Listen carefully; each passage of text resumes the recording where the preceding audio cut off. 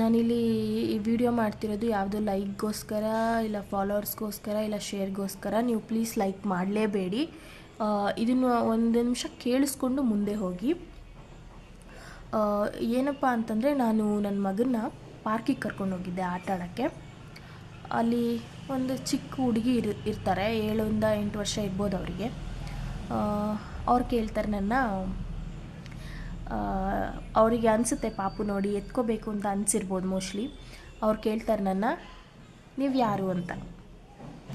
ನಾನು ಅಂದ್ಕೊಂಡೆ ಏನೋ ಗೊತ್ತಿಲ್ಲ ಅನಿಸುತ್ತೆ, ನಾವು ಫಸ್ಟ್ ಟೈಮ್ ನೋಡ್ತಿದ್ದಾರೆ ಅನಿಸುತ್ತೆ ಅಂದ್ಬಿಟ್ಟು, ನಾವಿಲ್ಲೇ ಪುಟ್ಟ ಇರೋದು ಸೆಕೆಂಡ್ ರೋಡಲ್ಲಿ, ಮಗು ಆಟ ಆಡೋಕ್ಕೆ ಕರ್ಕೊಂಡು ಬಂದಿದ್ದೀನಿ ಅಂತ ಅಂದೆ. ಬಟ್ ಆ ಹುಡುಗಿ ಕೇಳಿದ್ದು ನೀವು ಯಾವ ಕ್ಯಾಸ್ಟ್ ಅಂತ. ನಿಜವಾಗ್ಲೂ ನನಗಿದು ತುಂಬ ಬೇಜಾರಾಯಿತು. ಓಕೆ, ಯಾರೋ ದೊಡ್ಡವರು ಯಾವುದೋ ಅಜ್ಜಿನೋ ಕೇಳಿದರೆ ಅಯ್ಯೋ ಬಿಡೂರಿ ಯಾವ ಕಾಲದಲ್ಲಿದ್ದಾರೆ ಅಂದ್ಕೊಂಡು ನಾನು ಸುಮ್ಮನೆ ಆಗ್ತಿದ್ದೆ.